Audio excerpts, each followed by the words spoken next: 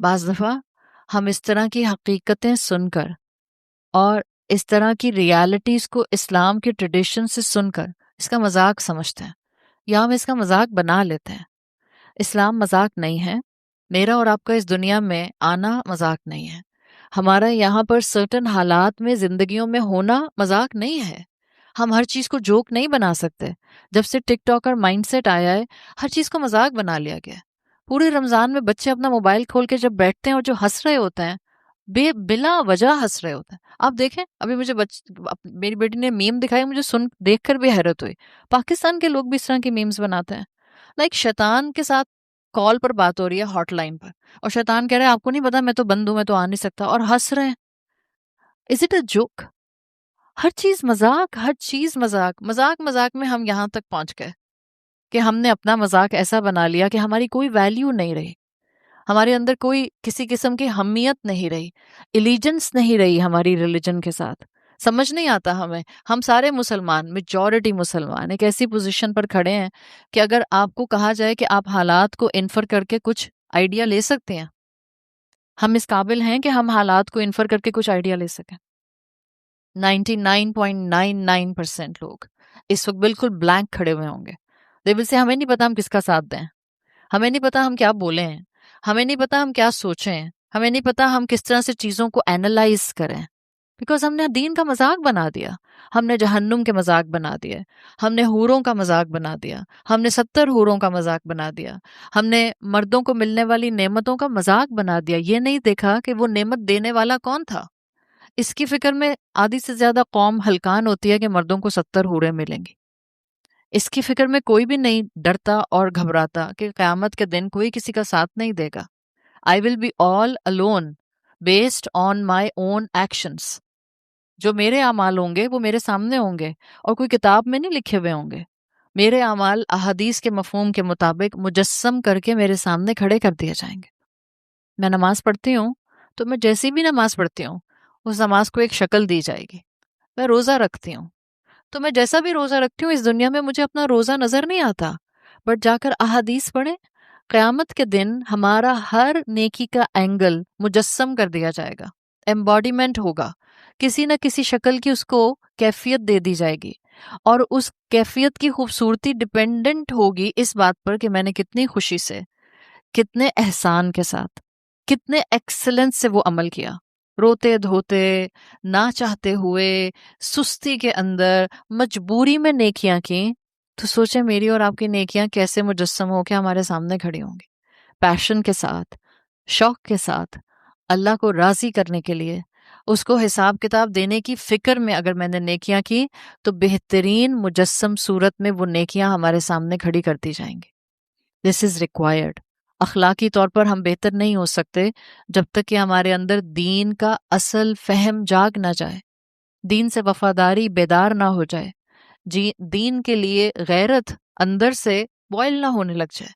اللہ ہمیں جب تک قرآن سے فہم نہ دے دے ہم اپنے دین کو سمجھ نہیں سکتے. میجورٹی, اکثریت, یاد رکھیں, ایمان بالآخرت ہونے کے باوجود, جیسا کہ ہم سب کے پاس بھی ہے, میجورٹی, اکثریت ایمان بالآخرت ہونے کے باوجود اخلاقی طور پر بہتر نہیں ہوتے. That's the rule of the masses. اس لیے کہتے ہیں عوام کو ڈنڈے چاہیے ہوتے ہیں, ڈنڈے لائک ناٹ دا لٹرل ڈنڈا, قانون کا ڈنڈا. عوام کو قانون چاہیے ہوتا ہے, میجورٹی کو, اکثریت کو لاس چاہیے ہوتے ہیں, میجورٹی کو, اکثریت کو اتھارٹی چاہیے ہوتی ہے کہ کوئی ان سے اس صحیح بات کو منوا لے. بہت کم لوگ ہوتے ہیں, بہت کم لوگ. کلاسز میں ہزاروں کے ہزاروں لوگ ہوتے ہیں, کئی 100 لوگ کورسز کرتے ہیں. اس وقت بھی رمضان کا مہینہ ہے, آپ جس ملک میں بھی اپنے رشتہ داروں سے پوچھیں الحمدللہ سب لوگ قرآن سے جڑے ہوئے ہیں, سب لوگ قرآن سمجھنے کی کوشش کر رہے ہیں. اور اب ہم اس دور میں آ گئے جہاں بہت سے لوگ صرف تلاوت نہیں کرتے بلکہ تلاوت کے ساتھ ساتھ قرآن کے کسی پورشن کو سمجھنے کی ایفرٹ بھی ڈالتے ہیں.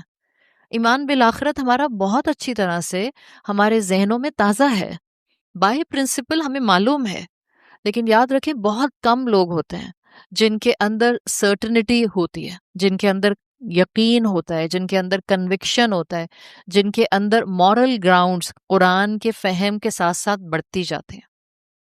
جو نیکی کرتے ہیں تو کسی انسان کے لیے نہیں کرتے، جو اچھا بنتے ہیں تو تعریفوں کے لیے نہیں اچھا بنتے، جو اگر اپنی زندگی کے اندر دین کے لحاظ سے ٹرانسفارمیشن لے کر آتے ہیں تو اس لیے نہیں لے کر آتے کہ سب ان کی واہ واہ کریں گے یا سب ان کو لا کر پھولوں کے ہار پہنائیں گے. یہ صرف اور صرف اپنے آپ کو یقین اور کنوکشن کے راستے پر لے کر جاتے ہیں، اچھے کام کرتے ہیں، نیک کام کرتے ہیں، اس لیے کہ ان کو اللہ کو راضی کرنا ہوتا ہے. That's it. اور کوئی موٹیو نہیں ہوتا اور کوئی مقصد نہیں ہوتا، صرف اللہ کو راضی کرنے کے لیے یہ اچھے بنتے جاتے ہیں، بہتر بنتے جاتے ہیں، ریفائنڈ بنتے جاتے ہیں، سرٹنٹی ان میں آتی جاتی ہے، میچورٹی ان میں آتی جاتی ہے، مورالٹی ان میں آتی جاتی ہے. کہاں ہوں گے یہ لوگ؟ کس ملک سے آئیں گے؟ کہاں سے اٹھیں گے؟ ہم اسی انتظار میں رہتے ہیں. اچھا یہ کون ہوں گے ہمیں بتائیں، کس نے پیشن گوئی کی ہے ہمیں بتا دیں، ہم بھی سن لیں، ہم بھی پڑھ لیں. کیوں ہم اور آپ نہیں ہو سکتے؟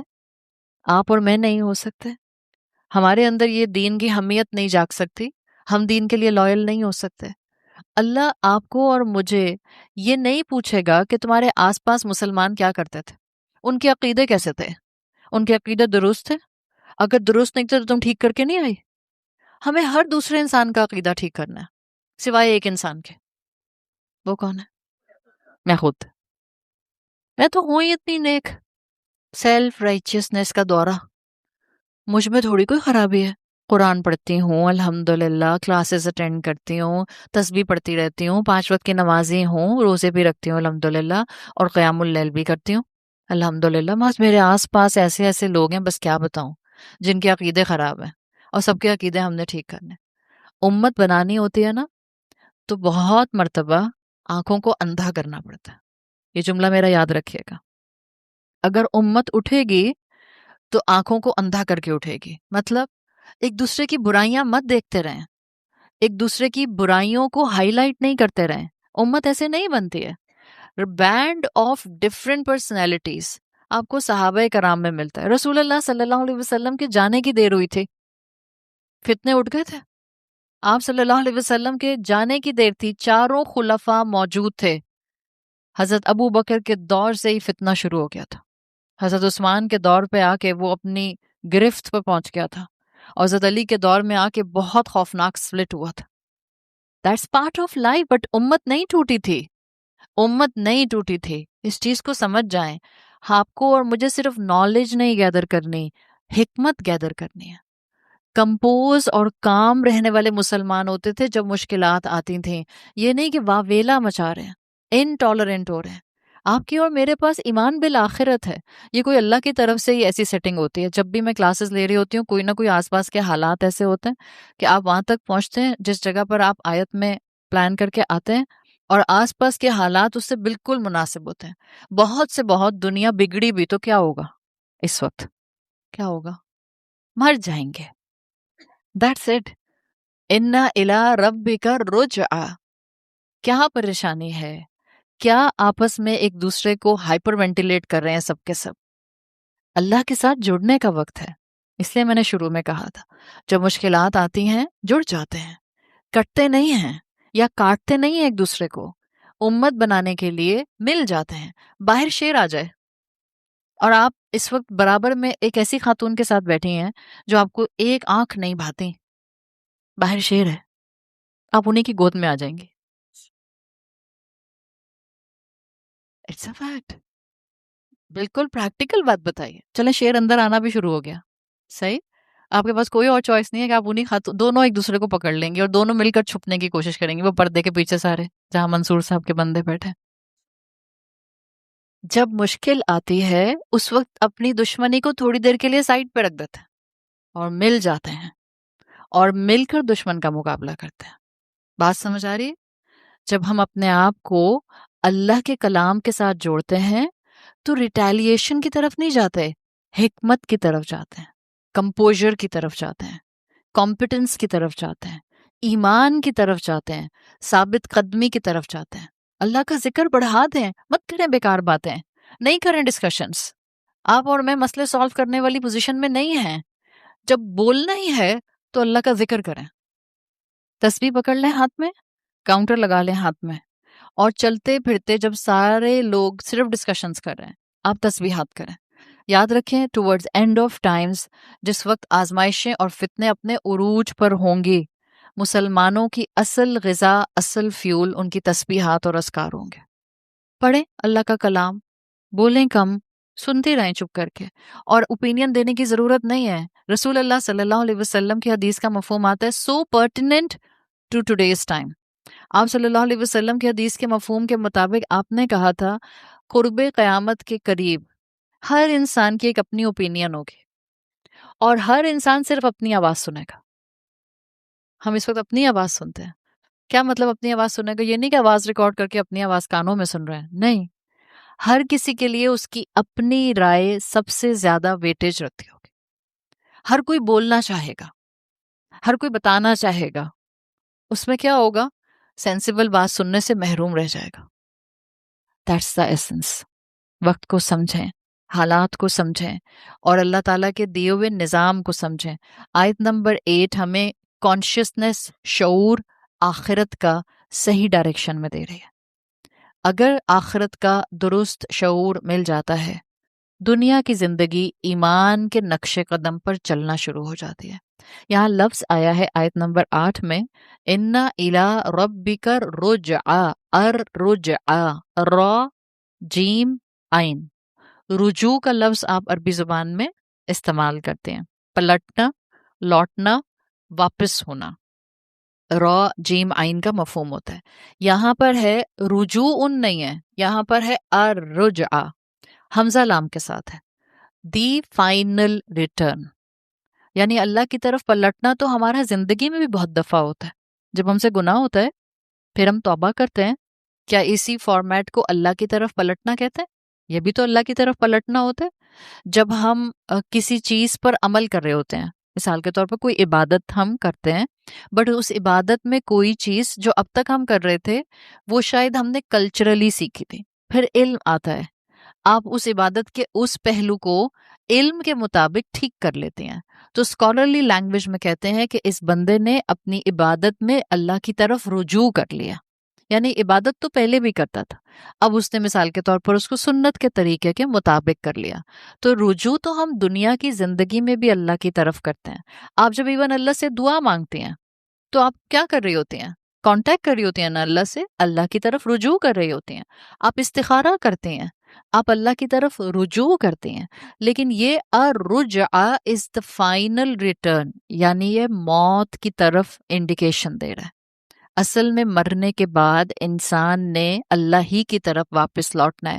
عربی زبان میں جو عربی گرامر پڑھتے ہیں، صرف سنٹیکس، اس کے حساب سے یہ جو آیت نمبر 8 ہے، اس کے جملے میں شدید ایمفسس ہے، حصر ہے اس کے اندر، اس لیے کہ انا کے بعد جو رجعہ ہے وہ مرکب ناقص جاری کے بعد لایا گیا ہے، خبر مقدم رکھی گئی ہے، تو حصر کی کیفیت ہے، ایمفسس ہے، جس کو آپ اگر اردو میں ڈیفائن کریں گی تو آیت کا ترجمہ بنے گا یقیناً لوٹنا صرف اور صرف اللہ کی طرف، اور پلٹ کے ہم کہیں نہیں جا سکتے، اور ہم کہیں بھاگ کر نہیں جا سکتے، اللہ سے اپنا منہ چھپا نہیں سکتے، اللہ سے اپنے اعمال چھپا نہیں سکتے، اللہ سے اپنے کرتوت چھپا نہیں سکتے۔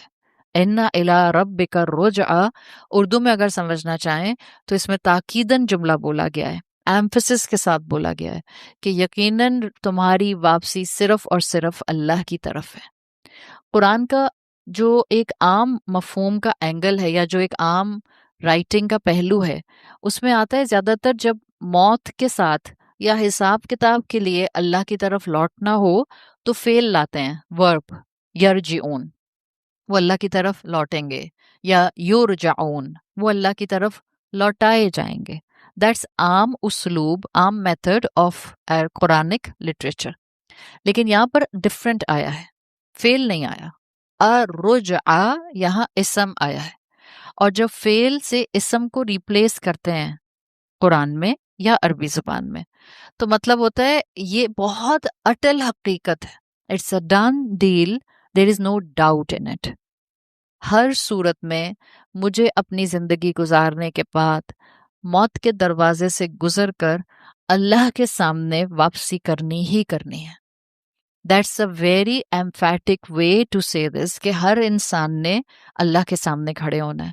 آپ دیکھیں فلو آیات کا کتنا سینسیبل ہے، وہ انسان جس کے اندر سرکشی اور طغیانی تھی، نافرمانی تھی، وہ انسان جو اپنے آپ کو انڈیپینڈنٹ سمجھتا تھا، اب اللہ کا کلام انہی آیات کے فلو میں اس کو کہہ رہا ہے تمہاری ساری باتوں کی ٹوٹل نیگیشن، تم نے مورل لاس چھوڑ دیے، بٹ ایبسلیوٹلی تم غلط تھے، اصل میں تم اس دنیا میں جو بھی کر لو الٹیمیٹلی تم نے اللہ کی سامنے جا کر کھڑا ہونا ہے۔ الرجعہ از دا ریٹرن، اس دنیا سے آخرت کی طرف رجوع ہے، اس دنیا کی نعمتوں سے حساب کتاب کی طرف رجوع ہے، یا آپ کہہ سکتی ہیں جسم پر دنیا میں فوکس کے بعد اب روح کے مقام کی طرف رجوع ہے۔ ہر اینگل سے we have to be very prepared, اس لیے کہ اللہ تعالیٰ نے ہمیں پہلے سے ہی فور آرم کر دیا ہے کہ اپنی تیاری کر کے رکھو، موت کے دروازے سے تم نے اس طرف جانا ہے۔ ہوتا کیا ہے، انسان کو جب نعمتیں ملنا شروع ہوتی ہیں، 4 نعمتیں بھی مل جائیں تو انسان اترانا شروع کر دیتا ہے، اتراتے اتراتے ناشکرے بن جاتے ہیں، اور ناشکری ان کو نافرمانی کی طرف لے جاتی ہے، اور جتنا انسان نافرمانی میں انڈلج ہوتا جاتا ہے اتنا اپنی موت کو بھول جاتا ہے۔ کیوں رسول اللہ صلی اللہ علیہ وسلم کہا کرتے تھے کہ اپنی موت کو دن میں کئی مرتبہ یاد کیا کرو؟ اس لیے کہ موت نعمتوں کے مزوں کو کرکرا کر دیتی ہے۔ اکثر و ذکر حاذم اللذات یعنی الموت، مزوں کو، تمہارے دنیا کے پلیجرز کو، جو چیز ڈسکمفرٹ میں بدل دیتی ہے اس کو کثرت سے یاد کیا کرو، یعنی موت کو۔ آپ سوچیں عید کی تیاریاں کرتے کرتے آپ کو ایک دم سے خیال آئے اگر میں مر گئی تو، ویکیشنز کی تیاری کرتے ہوئے آپ کو ایک دم سے خیال آئے اگر میں مر گئی تو، ہم کہتے ہیں اللہ نہ کرے، امیجیٹلی، صحیح؟ حالانکہ مومن کون ہوتا ہے؟ کتنا پڑھتے ہیں جو ہر وقت موت کے لیے تیار ہوتا ہے، پھر ہم کہتے ہیں نہیں اللہ تعالیٰ پلیز مجھے معاف کر دے، میں نے ابھی تیاری نہیں کی، because we are well aware کہ واقعی ہم نے تیاری نہیں کی ہے، ابھی ہم نے اس کی طرف پلٹنے کی طرف موقع ہی نہیں نکالا، ابھی ہم نے توبہ ہی نہیں کی گناہوں پہ، ابھی بہت سے گناہ ہم نے چھوڑے ہی نہیں، ابھی تم اپنی ریفائنمنٹ کی کوشش کی دعائیں مانگ رہے ہیں، ریفائنمنٹ کے قدم تو ابھی ہم نے اٹھائے نہیں۔ تو اللہ تعالیٰ نے پہلے سے بتا دیا تاکہ ہم اپنی زندگی کے اندر یہ چینج لانا شروع کریں، نعمتیں اللہ سے غافل نہ کریں۔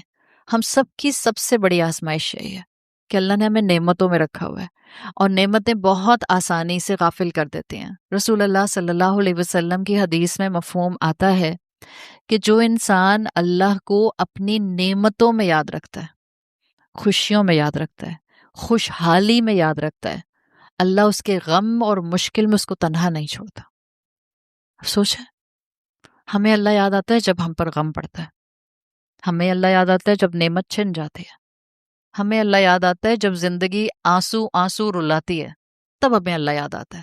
اللہ کے رسول نے تو الٹا کہا، اللہ کے رسول کہہ رہے ہیں خوشحالی میں اللہ کو یاد رکھو، تمہارے غم میں تمہارا رب تم کو بھولے گا نہیں، یعنی وہ تمہارے غم میں تم کو ہمت کے ساتھ ایمان پر ثابت قدم رکھے گا، اور تمہارا غم تمہارے لیے ہلکا کر دے گا۔ انسان کتنا بھی اس دنیا میں اللہ سے غافل ہو جائے، کتنا بھی 4 نعمتیں اس کو دین سے دور کر دیں، اٹل حقیقت یہ ہے کہ اس کی زندگی لمیٹڈ ہے، اور اس نے اپنے انجام کو فیس کرنا ہے، موت کو فیس کرنا ہے، اور اللہ کو حساب کتاب دینا ہے۔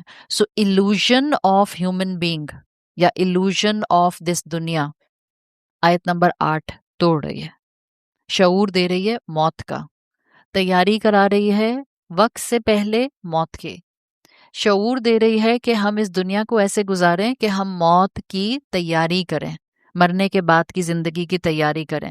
دیکھیں دنیا کے لیے کہتے ہیں، ایک کتاب میں نے ایک دفعہ پڑھا تھا، عربی میں پڑھا تھا، اردو میں بول رہی ہوں، اسکالر نے لکھا تھا دنیا ایک مسکراتی ہوئی آزمائش۔ کون سی مسکراہٹ ہے یہ؟ آپ کو خوش کرنے والی یا تنزیہ؟ تنزیہ۔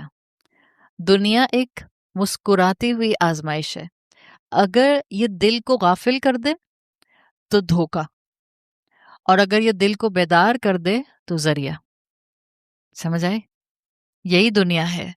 جب آپ اس دنیا کو امتحان کے طور پر لیتے ہیں تو آپ اس دنیا کے بہت سے مشکل کے پہلوؤں سے اپنی حقیقت پہچان لیتے ہیں، آپ کا دل بیدار ہو جاتا ہے، اور پھر آپ اللہ کی طرف رجوع کر لیتے ہیں۔ ایسے میں یہی دنیا آپ کے لیے ذریعہ بن جاتی ہے اللہ کی طرف پلٹنے کا۔ اب یہی دنیا مسکراتی ہوئی آزمائش ہے، یہ آپ کے سامنے نعمتیں تھرو کرتی ہے، آپ ان نعمتوں میں انڈلج ہو جاتے ہیں، ان نعمتوں میں انڈلج ہو کر آپ کا دل غافل ہو جاتا ہے جس مقصد کے لیے آپ کو اس دنیا میں بھیجا گیا تھا، تو اب یہ دنیا آپ کے لیے دھوکہ بن جاتی ہے۔ سو یہ مسکراتی ہوئی آزمائش کی شکل آپ کے سامنے آ رہی ہے۔ اسکالرز کہتے ہیں کہ دنیا کا امتحان ایسا مشکل ہے اور اتنا ڈھکا چھپا ہے، ڈیلوشنل ہے، کہ میجورٹی لوگ اس کو پہچان نہیں پاتے اور رجعہ کو بھول جاتے ہیں، اس لیے کہ دنیا کا مزاج کیا ہے؟ دنیا عارضی کو دائمی بنا کر دکھاتی ہے، جو ٹیمپرری ہے اس کو فار ایور کا فیس لگا دیتی ہے۔ ہمارے پیسے، ہمارے ایسٹس، ہماری خوشیاں، ہمارے گھر، ہمارے وارڈروبس، ہمارے جیولری، آپ کے جتنے بھی سٹاک ہیں، آپ کی ریئل اسٹیٹ ہے، آپ کے زندگی گزارنے کے جو بھی ایکٹیویٹیز کے ڈفرینٹ ڈائنامکس ہیں، دنیا ان سب کو دائمی بنا دیتی ہے جیسے انہوں نے کبھی ختم ہی نہیں ہونا، حالانکہ یہ سب کیا ہیں؟ عارضی ہیں۔ پھر اسکالرز کہتے ہیں دنیا رجعہ سے کیسے آپ کو غافل کرتی ہے، خواہش کو مقصد بنا کر دکھاتی ہے، خواہش کو مقصد بنا کر دکھاتی ہے۔ بس مجھے چاہیے، بس میری زندگی کا مقصد ہے مجھے یہ والا فون مل جائے، مجھے یہ والی گاڑی مل جائے، مجھے یہ والا گھر مل جائے، مجھے یہاں ویکیشنز پر جانا ہے، مجھے اس یونیورسٹی میں جانا ہے، مجھے اس جگہ جانا ہے۔ دس از دا وے جس میں نظر آ رہا ہے کہ دنیا اصل میں خواہش کو ہمارے لیے مقصد بنا کر پریزنٹ کرتے ہیں۔ ایک اور دنیا کا دھوکہ جو اسکالرز بتاتے ہیں، یہ دنیا کی نعمتوں کو امتحان کی بجائے انعام بنا کر دکھاتے ہیں۔ میں ہوں ہی اتنی اچھی کہ اللہ تعالیٰ نے الحمدللہ اتنا اچھا خاندان دیا۔ دنیا کی نعمتوں کو، یہ دنیا اپنی نعمتوں کو امتحان کی بجائے انعام بنا کر دکھاتے ہیں۔ ہمیں اپنی نعمتیں انعام لگتی ہیں نا، ایسے لگتا ہے ہم ڈیزرو کرتے ہیں، ایسے لگتا ہے یہ ہمارا کریڈٹ ہے، ایسے لگتا ہے کہ اوکے آبویسلی میرا پوٹینشیل اتنا ہے کہ میں جو ہوں وہ باجی ہوں اور سامنے کام کرنے والی ماسی ہے، میرا پوٹینشیل ہی اتنا ہے، میرا لینیج ہی ایسا ہے، میری فیملی بیک گراؤنڈ ہی ایسی ہے، میرے کریڈینشیلز ہی ایسے ہیں۔ یہ ہے دنیا کا امتحان کو انعام بنا کر دکھانا۔ کانسٹنٹلی دنیا انسان کو غافل کرتی ہے۔ رسول اللہ صلی اللہ علیہ وسلم کی حدیث آتی ہے، آپ صلی اللہ علیہ وسلم نے فرمایا صحیح مسلم میں، ان الدنیا حلوۃ خادرۃ، دنیا سرسبز ہے اور میٹھی ہے، وَإِنَّ اللَّهَ مُسْتَخْلِفَكُمْ فِيهَا، اللہ نے تم کو اس میں خلیفہ بنایا ہے، بٹ اللہ نے ہمیں خلیفہ بنا کر ایک جو اختیار دیا ہے وہ لمیٹڈ ہے یا ان لمیٹڈ ہے؟ اللہ نے تم کو یہاں خلیفہ بنایا ہے اور کچھ تھوڑا سا اختیار دیا ہے، فَيَنْظُرُوا كَيْفَ تَعْمَلُونَ، تاکہ وہ دیکھے کہ تم کیسے عمل کرتے ہو، فَاتَّقُوا الدُّنْيَا، دنیا سے بچ کے رہنا، یہ تمہیں ٹریپ کر لے گی۔ آپ صلی اللہ علیہ وسلم کی جامعہ ترمذی میں حدیث آتی ہے، آپ نے فرمایا تھا لو کانت الدنیا تعدل عند اللہ جناح بعوضہ ما سقا کافرا منها شربۃ ماء، اگر اللہ کی نظر میں اس دنیا کی ویلیو مچھر کے پر کے برابر بھی ہوتی تو اللہ کافر کو ایک گھونٹ پانی کا نہ دیتا۔ سارے مسلمانوں کے دل کو ٹھنڈک پہنچانے والی حدیث ہے، جا کر اس کے الفاظ پر غور کریں۔ اگر اللہ کی نظر میں دنیا کی ویلیو مچھر کے پر کے برابر ہوتی، یعنی دنیا کی ویلیو مچھر کے پر کے برابر بھی نہیں ہے۔ آپ نے کبھی مچھر کا پر دیکھا ہے؟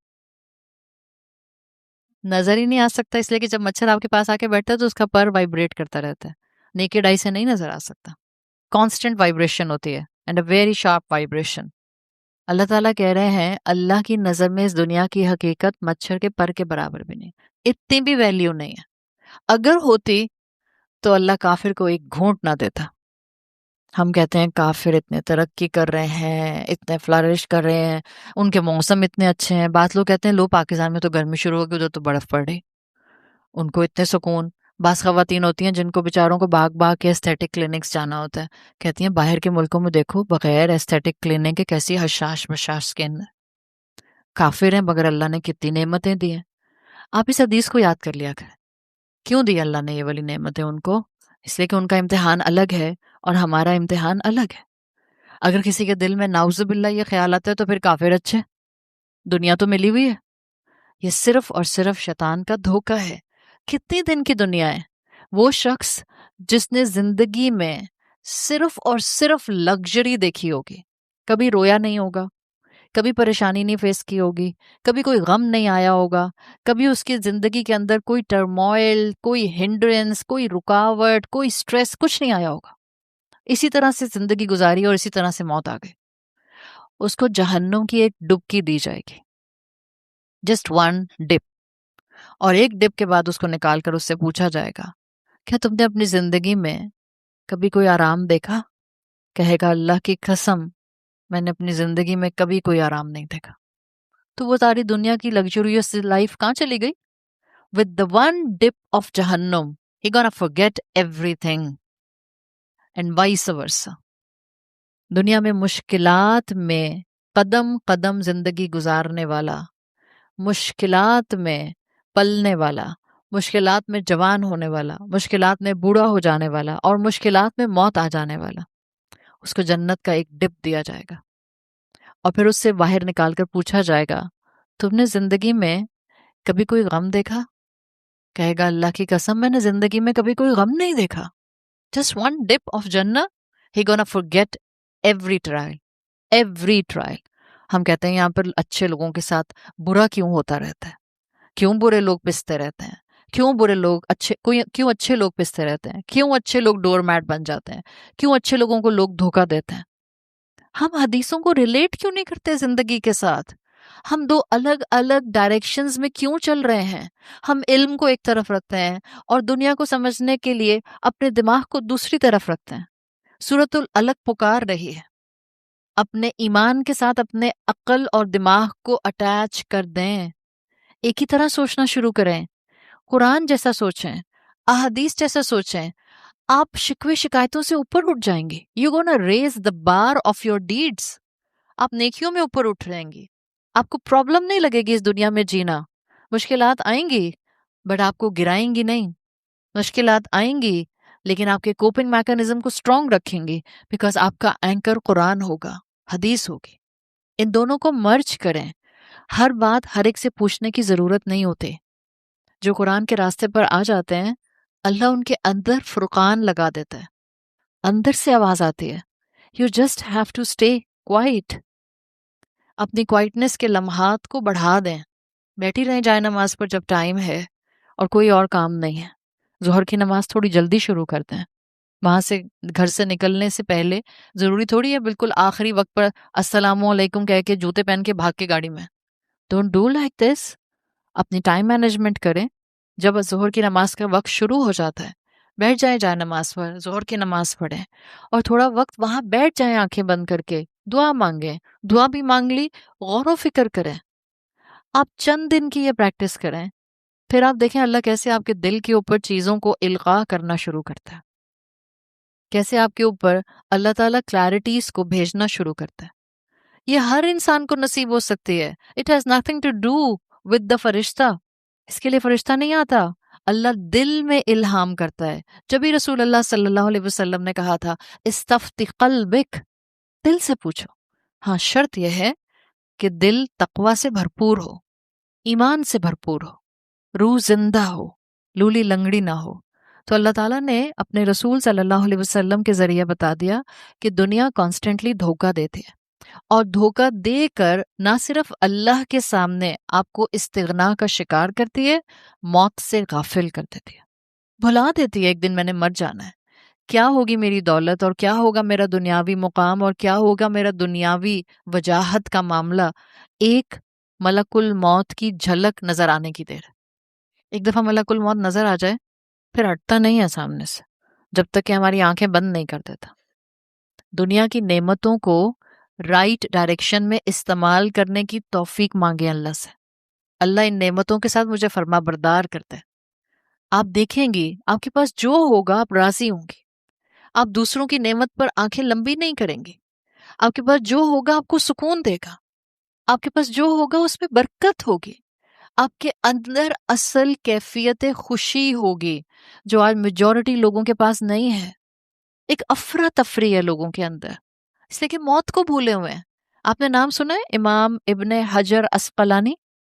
سنا ہوگا نا، جو لوگ کلاسز سے اٹیچ ہوتے ہیں وہ سن لیتے ہیں. صحیح بخاری کو جانتے ہیں؟ صحیح بخاری جو آپ کہتے ہیں کہ سب سے زیادہ اوتھینٹک حدیث کی کمپائلیشن کی کتاب ہے، امام بخاری نے کمپائل کی. اس حدیث کی کتاب کی جو سب سے اوتھینٹک شرح ہے، یعنی اس کتاب اب جیسے قرآن کی تفسیر ہوتی ہے، حدیث کی شرح ہوتی ہے، ایکسپلینیشن. تو صحیح بخاری کی جو سب سے اوتھینٹک، یا آپ یوں کہہ لیں جو سب سے زیادہ کمپریہنسو ایکسپلینیشن ہے، وہ امام حجر ابن عسقلانی نے لکھی ہے. ٹھیک ہے، اچھا، یعنی محدث ہیں، حدیث کی ایکسپلینیشن کرتا ہے. ہی واز دا اسکالر، وہ معمولی اسکالر نہیں ہے. ان کی پوری ٹریڈیشنل اسلام میں جب سے ان کی پیدائش سے یہ کام ان کا ہوا، اس وقت سے لے کر آج تک وہ لوگ جو علوم کی محفل سے کنیکٹڈ ہیں، ابن حجر عسقلانی کا نام بہت اچھی طرح جانتے ہیں. اٹس اے ویری ریناؤنڈ نیم امنگ دا حدیث اسٹڈیز. ابن حجر عسقلانی ایک بہت بڑے اسکالر ہیں، محدث ہیں، پلس بہت ہی امیر انسان تھے. Very rich person, not just rich, بہت گڈ لکنگ بھی تھے. نہ صرف گڈ لکنگ تھے بلکہ کپڑوں میں بہت اچھی ایستھیٹک سینس رکھتے تھے. بہت اچھا کپڑا پہنا کرتے تھے، سوفسٹیکیٹڈ لباس پہنا کرتے تھے، مہنگا لباس پہنا کرتے تھے. امیر تھے، رچ تھے، استاد تھے، گڈ لکنگ تھے، اچھا کپڑا پہننے کی سینس تھی. پھر ایک ٹائم آیا کہ ان کو ایجپٹ کا جج بھی بنا دیا گیا. سو اتھارٹی بھی دنیا میں بہت زیادہ تھی. حدیث کے اسکالر اپنی جگہ پر ہیں، اور گورنمنٹ لیول پر بھی ان کو ایجپٹ کا جج بنا دیا گیا. ایک مرتبہ بازار سے گزر رہے تھے. اب آپ یہ سارے کریکٹرسٹکس ذہن میں رکھیں تو ایک امیج پرسنالٹی کا آپ کے ذہن میں آ جاتا ہے. بہترین مومن مسلمان، بٹ سائملٹینیسلی دنیا کا حسنہ بھی اللہ تعالیٰ نے بہترین نوازا ہوا ہے. بازار سے گزر رہے تھے. جب بازار سے گزر رہے تھے تو ایک شخص نے روکا، یا شیخ، اور روک کر کہا، آپ کے رسول نے ایک حدیث کہی ہے، الدنیا سجن المؤمن و جنت الکافر. دنیا مومن کے لیے قید خانہ ہے اور کافر کے لیے جنت ہے. یہ جس نے بولا، یہ ایک شخص زمین پر بیٹھا ہوا جو لیمپ کے آئل ہوتے ہیں، چراغ کے تیل، وہ بیچ رہا تھا. کافر تھا، اور کافر یعنی مشرک تھا، اور اس حد تک مشرک تھا کہ خدا کو مانتا ہی نہیں تھا. تو ایتھیسٹ تھا. رسول اللہ صلی اللہ علیہ وسلم کی حدیث کے مطابق کافر ہو گیا. الدنیا سجن المومن و جنت الکافر. دنیا مومن کا تو قید خانہ ہے اور کافر کی جنت ہے. تو اس نے کہا، یا شیخ، آپ کے رسول نے تو یہ کہا ہے، یہ آپ کی کیسی آپ کا کیسا قید خانہ ہے اور میری کیسی جنت ہے؟ میں بیٹھا تیل بیچ رہا ہوں زمین پہ، اور آپ اتنے بڑے حاکم ہیں اور اتنے ایفلوئنٹ کلاس سے تعلق رکھتے ہیں، مجھے تو کہیں سے بھی آپ کا قید خانہ نظر نہیں آ رہا. سوچیں آپ ہوتی تو کیا جواب دیتے؟ پھنس گئے نا. آپ کہتے ہیں ہاں کہہ تو صحیح رہا ہے. اس لیے کہ ہم سوچتے کم ہیں، بولتے زیادہ ہیں. امام ابن حجر عسقلانی نے اس کو مسکرا کر دیکھا اور اس سے کہا، جتنا مجھے اپنے رب کے راستے پر چلتے ہوئے اپنی موت کے بعد اپنے رب سے انعام ملنے کی توقع ہے، اس کے مقابلے میں یہ جو دنیا میں ملا یہ تو قید خانہ ہی لگتا ہے. ہمارے دماغوں میں ایسا سوال کا جواب آتا نہیں. ہم آئیں بائیں شائیں کرنے لگ جاتے ہیں. ہم کہتے ہیں اصل میں میں کل بتاؤں گی. پھر ہم اس کو فون گھماتے، اس کو فون گھماتے، اس کو فون گھماتے، اس سے کہتے تم بتا دو مجھے پلیز اس کا کیا جواب دوں. کتنا سینسیبل جواب دیا. علم جب آپ کی شخصیت کا حصہ بن جاتا ہے، آپ کو فتووں کی تلاش نہیں رہتی. علم جب آپ کی شخصیت میں، آپ کے شب و روز میں، آپ کی ایکٹیویٹیز میں نظر آتا ہے، پھر آپ جا جا کر لوگوں سے نہیں پوچھتے. سینسیبل بات کی. انہوں نے کہا جو مجھے آخرت میں ملنے والا ہے، جس کی مجھے اپنے رب سے توقع ہے، جس کے لیے میں دنیا میں سٹرگل کر رہا ہوں، اس سب کے مقابلے میں، ان جنت کی نعمتوں کے مقابلے میں یہ دنیا تو قید خانہ ہے. اور رہا سوال تمہارا وہ جنت الکافر، تو جو اللہ تعالیٰ نے کفر کرنے والوں کا انجام اپنی کتاب میں اور اپنے رسول صلی اللہ علیہ وسلم کے ذریعے بتایا ہے، جتنا سخت اللہ تعالیٰ نے سزاؤں کا معاملہ الیبوریٹ فارم میں بتایا ہے، اس سب کے مقابلے میں تم اس وقت بیٹا جنت میں ہی ہو. See what a sensible academic reply. یہ والے مسلمان ریکوائرڈ، جذباتی نہیں، سمجھدار. یہ شخص جو آئل بیچ رہا تھا، جو خدا کو مانتا نہیں تھا، وہیں بیٹھے بیٹھے رونا شروع ہو گیا. اتنا زیادہ اس کو امام ابن حجر اسقلانی کی بات سمجھ آئی کہ اس نے کہا میں مسلمان ہونا چاہتا ہوں. اور پھر اس شخص نے کلمہ شہادت پڑھا اور مسلمان ہو گیا. مسلمانوں کی زبان سے الفاظ ایسے نکلتے تھے. کوئی مسلمان کرنے کے لیے اس کے پیچھے پیچھے نہیں پڑتے تھے، آؤ میں تمہیں تبلیغ کروں، اور اس کے بعد تبلیغ کرے جا رہے ہیں کرے جا رہے ہیں کرے جا رہے ہیں اور خود ہلکان ہو رہے ہیں. پھر کہتے ہیں آج کل کے لوگ بہت ڈھیٹ ہیں، سنتے نہیں ہیں، سمجھتے نہیں ہیں، سن سن کر سن ہو گئے ہیں. نہیں، ہمیں بتانے کا طریقہ نہیں آتا. ہم نے خود بتانے والے نے اپنے ذات کے اندر علم کو اپنی ذات کا حصہ نہیں بنایا ہوا. میجورٹی آج کل ہم سب کا یہی حال ہے. جب یہ ہوتا ہے تو پھر زبانوں میں اثر نہیں رہتا. پھر اللہ کا کلام سر کے اوپر سے گزر رہا ہوتا ہے. پھر اللہ کا کلام بہت کم کانوں کے ذریعے دل میں اترتا ہے. ہاں، کانوں سے اندر ضرور جاتا ہے، مگر وہ عقل میں جاتا ہے، ادھر فلٹر 1 فلٹر 2 فلٹر 3 فلٹر 4 سے گزرتا ہے، دوسرے کان سے باہر نکل جاتا ہے. That's the problem. مسلمان اپنی آخرت پر فوکسڈ ہوتے تھے. جو انسان اپنی دنیا کی زندگی گزارتا ہی موت اور موت کے بعد کی زندگی کی تیاری کے لیے ہے، اس کو موت سے ڈر لگے گا؟ اس کو نہیں ڈر لگے گا. جب اس دنیا میں ہم رک رک کر زندگیاں گزار رہے ہیں، ہر خواہش پر ہم بریک لگا رہے ہیں، ہر دوسری خواہش پر بریک لگانی پڑتی ہے. کیوں؟ اس لیے کہ ہر دوسری خواہش ہمیں کبھی اللہ کی نافرمانی کی طرف لے کر جا رہی ہوتی ہے. ہر تیسرا دن ہمیں کسی بڑی آزمائش سے گزرنا پڑتا ہے، لیکن ہم اللہ کی بات کو سمجھ کر سن کر اس آزمائش سے نکلنے کے لیے ناجائز قدم نہیں اٹھاتے. تو ایسا انسان تو موت کی تیاری کر کے بیٹھا ہے، وہ تو انتظار کر رہا ہے. اس کے لیے موت ایک دروازہ ہے. کس چیز کا؟ پرسکون زندگی کا، جہاں کسی آزمائش کے اوپر اس کو پھر اس کے بعد رونا نہیں ہوگا، جہاں کسی خواہش پر اس کو صبر نہیں کرنا ہوگا. پھر خواہشات کی تکمیل ہوگی. دنیا میں کر لینا اتنی ڈیلیڈ گریٹیفیکیشن. دنیا میں ڈیلیڈ گریٹیفیکیشن کرنے والے موت کے بعد جنت کے انعام دیے جائیں گے.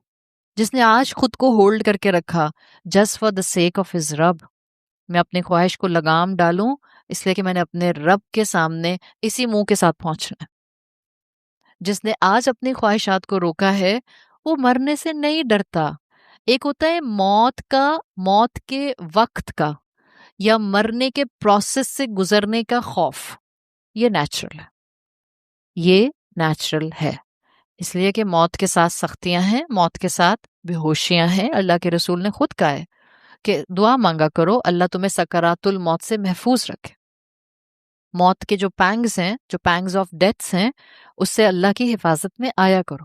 ایک ہوتا ہے موت کے پروسیس سے گزرنے کا ڈر، یہ نیچرل ہے. لیکن ایک ہوتا ہے مرنے سے ڈرنا. دنیا چلی جائے گی، میری دنیا کی خوشیاں چلی جائیں گی، نعمتیں چلی جائیں گی، یہ مومن کو نہیں ہوتا. اگر آپ کو یہ خیال آ رہا ہے کہ مرنے سے تو مجھے ڈر لگتا ہے، اگر وہ مرنے سے ڈر لگنے والا موت کے پروسیس کا ہے تو وہ نارمل ہے، کوئی غلطی بات نہیں ہے. آپ بالکل ٹھیک ہیں، آپ عین مومن ہیں، آپ عین اللہ کے رسول صلی اللہ علیہ وسلم کے پیٹرن پر ہیں. لیکن دنیا چھوڑنے کا جو ڈر ہے وہ مومن کو نہیں ہوتا. وہ کہتے ہیں میں تیار ہوں، اللہ تعالیٰ جب چاہے مجھے اپنے پاس بلا لے. ہاں، اللہ کے رسول صلی اللہ علیہ وسلم نے ہمیں سکھایا ہے اللہ سے خیر مانگو. جو اللہ نے تمہارے اوپر ذمہ داریاں ڈالی ہیں اللہ سے مانگو کہ اللہ مجھے ان کو مکمل کر کے اپنے پاس بلانا، تاکہ میں اپنی زندگی کی ذمہ داریوں کو احسن طریقے سے مکمل کر لوں. ہم آزمائش نہیں مانگتے، ہم موت نہیں مانگتے. منع کیا ہے ہمیں تو ہمارے دین نے، موت نہیں مانگو. بعض لوگوں کے اوپر مشکلات آتی ہیں، وہ کہتے ہیں دل کرتا ہے اللہ سے موت مانگ لوں. نہیں، منع کیا ہے اللہ کے رسول صلی اللہ علیہ وسلم نے. جیسے خودکشی سے منع کیا ہے، ایسے موت کی تمنا سے منع کیا ہے. موت کی تمنا بہت ہے نا، تو پھر دعا کیا کرتے اس کے ساتھ کپل کر دیں. موت کی جگہ کہیں اللہ مجھے شہادت کی موت نصیب فرما.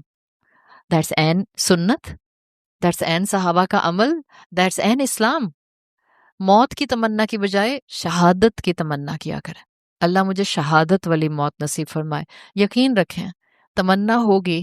بستر پر بھی موت آئی نا تو رسول اللہ صلی اللہ علیہ وسلم کے حدیث کے مفہوم کے مطابق شہادت کے کسی لیول کا درجہ ضرور مل جائے گا.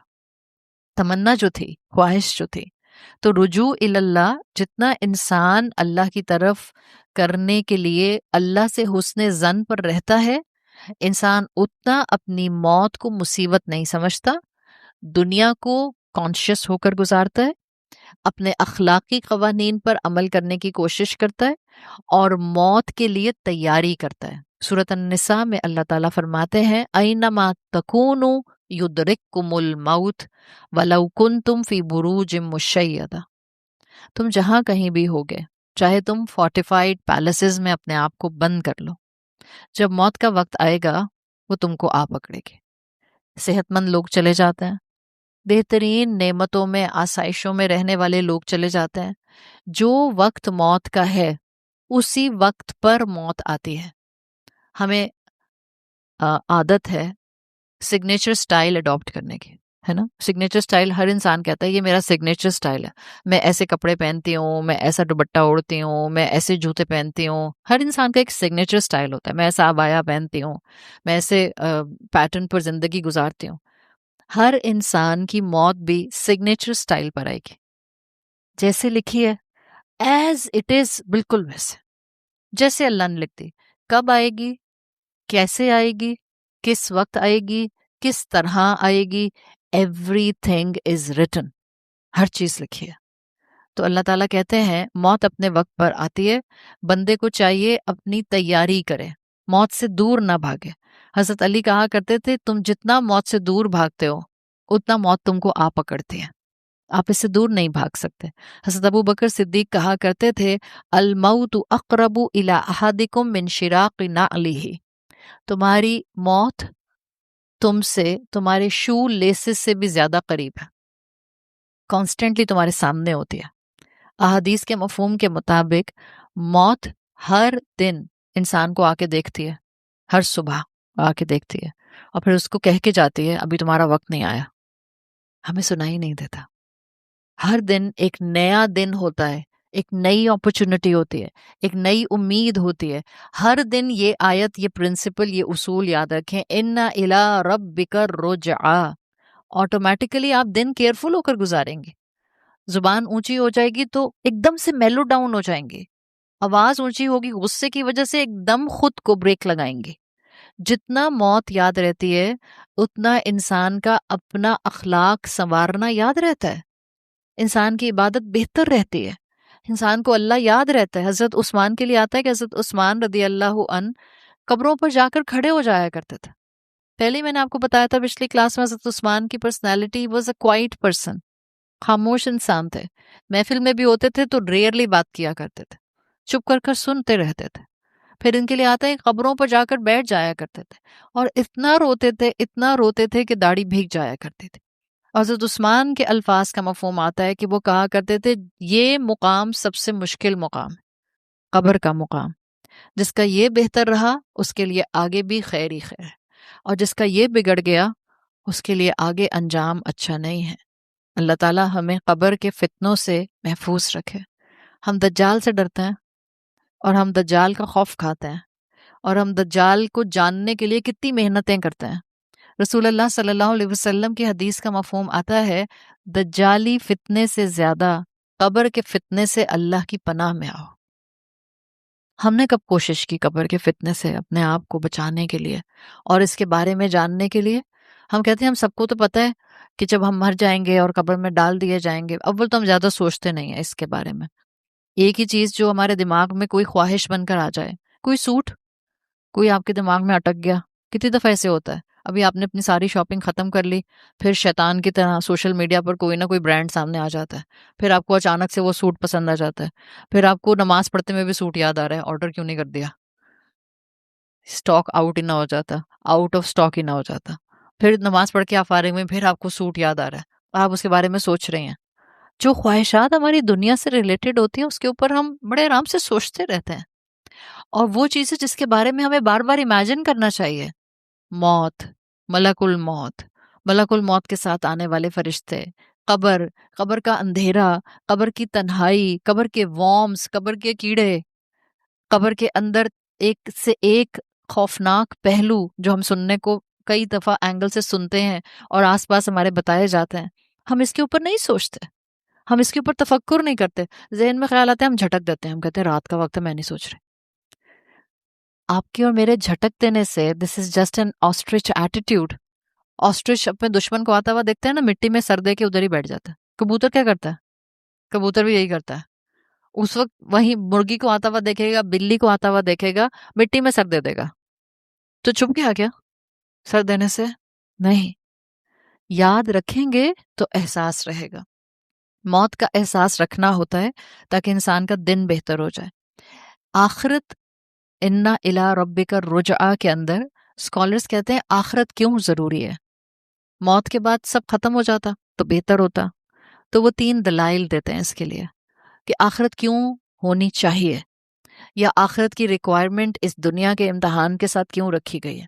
ایک اس کی وہ دلیل دیتے ہیں جس کو آپ کہتی ہیں انر سینس، فطری دلیل، جس کو آپ کہتی ہیں نیچرل ریزن۔ فطری دلیل یہ ہے کہ آخرت ہونی چاہیے اس لیے کہ جب ایک سینسیبل انسان کسی ظالم کو دیکھتا ہے اور وہ دیکھتا ہے کہ ظالم ظلم کرنے سے رک نہیں رہا، کانسٹنٹلی ظلم کر رہا ہے، اور مظلوم پستا جا رہا ہے، پستا جا رہا ہے، ظالم ظلم کرتے کرتے ختم ہو جاتا ہے اور مظلوم ظلم سہتے سہتے ختم ہو جاتا ہے، تو پھر آبزرو کرنے والے کو خیال آتا ہے کہ دنیا کی کہانی ایسے ہی تو نہیں ختم ہو جانی چاہیے۔ انصاف کا تقاضا ہے کہ ان دونوں کے درمیان میں جسٹس کرایا جائے، ظالم کو سزا ملے اور مظلوم کو سیٹسفیکشن ملے۔ مظلوم کو انعام نہیں چاہیے ہوتا، مظلوم کو سیٹسفیکشن چاہیے ہوتی ہے۔ اگر خدا نخواستہ کسی نے آپ کے اوپر ظلم کیا ہو، ظلم باقاعدہ، تو اس کے بعد آپ کا مزاج یہ نہیں ہوگا کہ اس کو سزا ملے اور مجھے انعام ملے۔ مظلوم کے لیے اتنا کافی ہوتا ہے کہ ظالم کو سزا مل جائے، یہ اس کا انعام ہوتا ہے، یہ اس کی سیٹسفیکشن ہوتی ہے۔ تو ایک فطری انداز ہے آخرت کیوں ضروری ہے، جتنا اس دنیا کے اندر نا انصافی اور ظلم کا معاملہ ہے، اس پر انصاف دلانے کے لیے ضروری ہے کہ ایک آخرت کا دن ہوتا۔ جبھی اللہ تعالیٰ نے اپنے آپ کو مالک یوم الدین کہا ہے، اللہ بدلے کے دن کا مالک ہے، اللہ اس دن ہر معاملے کو حساب کتاب کے ساتھ کر دے گا۔ تو آپ کہہ سکتی ہیں آخرت کا ہونا از اے ویری فطری دلیل، اٹس انر سینس۔ ہر سینسیبل انسان اس نتیجے پر آ سکتا ہے کہ ایک زندگی اس دنیا کے بعد کی زندگی میں ہونی چاہیے جہاں پر ہر چیز ٹھیک 50-50% بالکل پراپر انصاف کے ساتھ کر دی جائے۔ دوسری دلیل دی جاتی ہے سائیکولوجیکل فریمنگ، جس کو آپ کہہ سکتی ہیں نفسیاتی دلیل۔ سائیکولوجیکل فریمنگ یہ ہے کہ دیکھیں، اگر اس دنیا کی زندگی میں یہ احساس بار بار دلایا جائے کہ آپ نے اکاؤنٹیبلٹی شو کرنی ہے، حساب دینا ہے، تو آپ کا رویہ درست ہو جاتا ہے۔ ابھی میں آپ کو اگر یہاں اناؤنس کروں، کس انسان کو آپ عزت والا اور روب والا اور مقام والا انسان سمجھتے ہیں؟ چلیں ابھی آپ کو آ کر ٹیم اناؤنس کرے کہ آپ لوگ ادھر ہی بیٹھے رہیں، 5 منٹ کے لیے آپ کے ساتھ صدر پاکستان خطاب کریں گے، سب سیدھے ہو کے بیٹھ جائیں گے۔ اچھا اٹھ کے چلے جائیں، واہ بڑی بات ہے، سوچ لیں، برے پھنسیں گے اگر سچ مچ ایسا ہو گیا تو۔ اچھا صحیح ہے، یہ اب گلوبل جا رہی ہیں آپ، محتاط رہیں تو بہتر ہے، میں کچھ ریپیٹ نہیں کر رہی۔ صحیح۔ دیکھیں ہوتا کیا ہے کہ بچوں کے ساتھ کیا ہوتا ہے، جب کلاس روم میں بچے بریک ٹائم ہوتا ہے، ٹیچر چلے جاتے ہیں، پھر جیسے ہی کلاس میں ٹیچر آتے ہیں بچے ایک دم سے ذرا بیگ میں سمیٹ رہے ہیں، سیدھے ہو کے بیٹھ رہے ہیں، ایسے ہوتا ہے۔ یا سب کولیگز آپس میں آفس میں باتیں کر رہے ہیں، اور جنرلی سی ای او صاحب جو ہیں آفس کے وہ نہیں آتے ہیں، بٹ اچانک سے آ کر آپ کو گارڈ بتاتا ہے کہ سی ای او صاحب آ رہے ہیں، سب اپنے اپنے کیوبیکلز میں جا کر بالکل پرفیکٹلی سیٹ ہو کر بیٹھ جاتا ہے۔ جب آپ کو یہ کہا جائے کہ اس وقت آپ سب کھانا کھائیں اور اس مطلب روزے کے علاوہ آپ سے کہا جائے کہ آپ کے لیے دعوت ہے، انویٹیشن ہے، بفے لگا ہے، کھانا کھائیں، اور آپ سب لوگوں کو بہت بھوک لگ رہی ہے، آپ سب لوگ کھانا کھانا شروع ہو جاتے ہیں. اب آپ کے پاس ایک خاتون آتی ہیں اور آپ کے فیس پر کیمرہ آن کر کے ویڈیو بنانا شروع کر دیتے ہیں. کھانا کھاتے کھاتے آپ رک جائیں گی یا نہیں رکیں گی؟ ایک دم. شادیوں میں پہلے زمانے میں کیا ہوتا تھا، وہ پرانے زمانے میں ہمارے بچپن میں ہوتا تھا، ادھر کھانا آپ شروع کرتے تھے، ادھر جو کیمرہ مین ہوتا تھا وہ ویڈیو بنانے آ جاتا تھا آپ کی، اور آپ کو لگتا تھا ایک پنچ مارو اس کو، بیکاز یہ کیوں میری اس ویڈیو بنا رہا ہے. جب آپ کو پتا ہو کہ آپ ایک ایسی جگہ پر ہیں جہاں پر ہر طرف سی سی ٹی وی لگے ہوئے ہیں، تو آپ کیئرفل ہوتے ہیں. Extra ordinary. آپ کسی ڈپارٹمنٹل اسٹور میں جاتے ہیں اور آپ کو پتا ہوتا ہے یہاں سی سی ٹی وی لگے ہیں، بٹ وہ آئلز میں گھومتے ہوئے اگر وہاں کا اسٹاف آپ کے پیچھے پیچھے آتا ہے، آپ کو بہت برا لگتا ہے. آپ کہتے ہیں what is their problem, C C T V لگے تو ہمیں کیوں میرے پیچھے پیچھے پیچھے پیچھے آ رہے ہیں. سو ہوتا کیا ہے کہ اچھا ان کا کیا مزاج ہے، وہ آپ کے پیچھے پیچھے کیوں اپنا بندہ بھیجتے ہیں، تاکہ آپ الرٹ ہو جائیں کہ ہمارا بندہ آپ کو دیکھ رہا ہے، تو آپ کوئی ہینکی پینکی کرنے کی کوشش نہ کریں. جب سائیکولوجیکل فریمنگ یہ ہے کہ جب ایک انسان کو یہ بار بار احساس دلایا جاتا ہے کہ اسے کوئی سن رہا ہے، اسے کوئی دیکھ رہا ہے، وہ جو کر رہا ہے وہ ریکارڈ ہو رہا ہے، وہ لکھا جا رہا ہے، ایک دن وہ اس کے سامنے پریزنٹ کیا جائے گا، اور پریزنٹ بھی ایسے کیا جائے گا کہ اقرا کتابک، خود ہی پڑھنا ہوگا کہ میں نے کیا کیا کیا. تو پھر سائیکولوجیکلی انسان محتاط ہو جاتا ہے. سود آخرت کا آنا انسانوں کی اس دنیا کی زندگی کو بہتر گزارنے کے کانسیپٹ میں بیسٹ فریمنگ ہے. سائیکولوجیکلی الرٹ پر زندگی گزارتا ہے، اس کے اندر ایک احساس رہتا ہے، وہ انسانیت کے لیول پر رہتا ہے، ظلم کرنے سے ڈرتا ہے، تنہائی میں گناہ کرنے سے ڈرتا ہے، خواہشات کو بے لگام استعمال کرنے سے ڈرتا ہے، بے انصافی کرنے سے ڈرتا ہے. اس کا مطلب ہے جو انسان ظالم ہے، جو بے انصاف ہے، جو خواہشات کو لگام نہیں لگا رہا، اس کا نفسیات ڈسٹربڈ ہے، سائیکولوجیکلی ویک انسان ہے، سائیکولوجیکلی اپنے آپ میں اتنی اسٹرینتھ نہیں رکھتا کہ تنہائی میں گناہ نہ کرے، سائیکولوجیکلی اتنی اسٹرینتھ نہیں رکھتا کہ ظالم پوزیشن والا ہوتے ہوئے ظلم نہ کرے، سائیکولوجیکلی اتنی اسٹرینتھ نہیں رکھتا کہ اپنے آپ کو انصاف پر قائم رکھ سکے. سو آخرت ضروری ہے، اس لیے کہ جب آپ اپنے اندر اکاؤنٹیبلٹی کا احساس لے آتے ہیں تو آپ کے اعمال بہتر ہونے لگ جاتے ہیں. تیسری ریزن اسکالرز دیتے ہیں ایگزسٹینشیل میننگ، اور وہ کہتے ہیں کہ اگر یہ انسان سوچے کہ زندگی موت پر ختم ہے تو پھر زندگی کا مقصد تو بہت ہی ویگ ہے. اگر مرنے کے بعد دوبارہ نہیں اٹھنا تو پھر اس دنیا کی زندگی میں تو کچھ ہے ہی نہیں، تسلسل کیسے آئے گا؟ آپ دیکھیں وہ لوگ جو صرف اور صرف ایگنوسٹکس ہوتے ہیں، لا خدا ہوتے ہیں، اللہ کو نہیں مانتے، آخرت کو نہیں مانتے، جب ان کی زندگی میں کوئی مشکل آتی ہے it hit them like a trauma. جب ان کا کوئی اپنا چلا جاتا ہے it's a lifetime detachment. ہمیں کسی اپنے کے جانے پر صبر کس بیسس پر آتا ہے؟ that soon we gonna be together. اور ہم دعا دیتے ہیں ایک دوسرے کو اللہ ہمیں اچھے مقام پر اکٹھا کرے. ایک امید ہوتی ہے. آپ اس ماں کا سوچیں جس کا بچہ چلا گیا، آپ اس بیوی کا سوچیں جس کا شوہر چلا گیا، آپ اس شوہر کا سوچیں جس کی بیوی چلی گئی اور دونوں ایک دوسرے سے بہت محبت کرتے تھے، آپ اس انسان کا سوچیں جس کے ماں باپ چلے گئے اور اس کو لگتا ہے کہ اب جیسے وہ یتیم ہو گیا. ماں باپ کسی بھی عمر کے حصے میں جاتے ہیں، چاہے آپ 40 سال کی بھی ہو جائیں، تب بھی آپ کو لگتا ہے آپ یتیم ہو گئے. مگر آپ کے اندر صبر کی کیفیت کیسے آتی ہے؟ Existential meaning. آپ اپنے آپ کو بار بار بتاتے ہیں انشاءاللہ ایک دن ہم اللہ کے بنائے ہوئے بہترین مقام پر اکٹھے ہو جائیں گے. اس سے انسان میں صبر آتا ہے، اس سے انسان میں کنٹینٹمنٹ آتی ہے، اس سے انسان کے اندر حوصلہ آتا ہے، جینے کی امید آتی ہے. Existential meaning. اگر اس دنیا میں ہم نے سب نے مرنے کے بعد نہ اٹھنا ہو تو پتہ ہے ہم کیسے ہوں؟ ہم سب اپنی مرضی کریں، میرا جو دل چاہے میں کروں. اگر میرا جو دل چاہے میں کروں، جسٹ تھنک اباؤٹ اٹ. آپ ہیں، آپ کی پرسنالٹی ہے، کبھی بیٹھ کے سوچئے گا. آپ ہی ہیں، آپ کی پرسنالٹی، آپ کی شخصیت کی کریکٹرسٹکس، آپ کی عادات، آپ کو کیا اچھا لگتا ہے، آپ کو کیا برا لگتا ہے. آپ سوچیں اگر میں ایسی زندگی گزاروں جس میں وہ ہر کام کروں جو میں کرنا چاہتی ہوں، what kind of a life it will be. اگر ہم اس طرح کی زندگی گزاریں نا انالیسس کیے ہیں اس کے اوپر ریسرچرز نے. وہ کہتے ہیں انسان اکیلا رہ جائے, کسی دوسرے انسان کے ساتھ رہ نہ سکے, کسی دوسرے انسان کے ساتھ نہ رہ سکے, even not with your parents.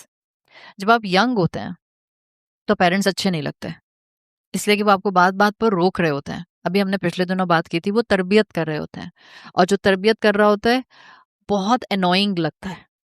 جب آپ جوان ہوتے ہیں ماں باپ اچھے نہیں لگتے. جب آپ ایڈلٹ ہو جاتے ہیں اور آپ کا اپنا فیملی اسٹرکچر بھی ڈیولپ ہونا شروع ہو جاتا ہے, تب بھی آپ کو ماں باپ انوئنگ لگنے لگ جاتے ہیں. آپ کہتے ہیں بہت ڈیمانڈنگ ہو رہے ہیں.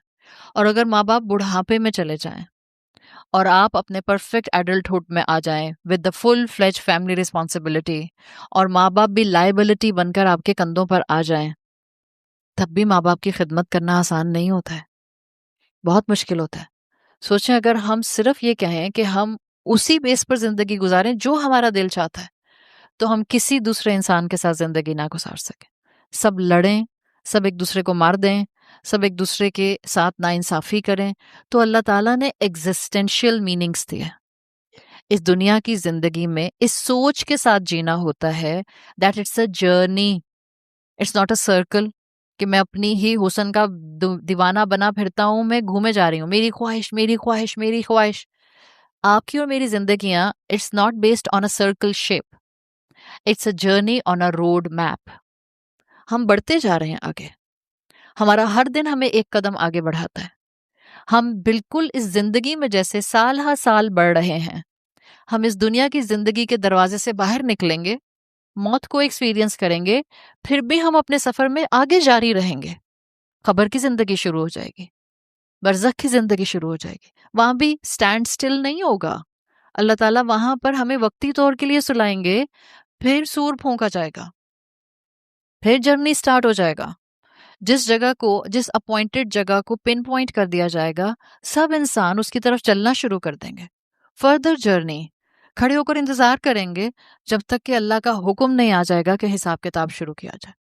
فردر جرنی, مختلف لوگوں کا مختلف بریکٹس کے اندر حساب ہوگا. فردر جرنی, اللہ تعالیٰ مختلف لوگوں کو مختلف اینگل سے فیصلے سنائیں گے. کچھ لوگوں کا ادھر ہی فیصلہ سنا دیا جائے گا, صرف مسلمان باقی بچیں گے. مسلمانوں کا فردر جرنی, ان کو آگے پل صراط سے گزرنا ہوگا, اور پل صراط گزرنے سے جو کامیاب ہو جائے گا, فردر جرنی, اس کو جنت میں داخل کر دیا جائے گا. So we are on a path of a safar. It's not circular, it's completely linear. اور یہ چل رہا ہے اور چل رہا ہے اور چل رہا ہے. سو ایگزسٹینشیل میننگ یہ ہے کہ آخرت ہر مسلمان کے لیے ایک آئیڈیا نہیں ہے, اٹس اے ڈائریکشن. میری زندگی کا رخ ہے. آخرت کا درست کانسیپٹ مجھے اپنی زندگی میں سٹیبل رہنا سکھاتا ہے, اخلاقی طور پر ایک اچھا انسان رہنا سکھاتا ہے, اپنی دنیا کی زندگی میں آزمائشوں میں بہت سمجھدار رہنا سکھاتا ہے.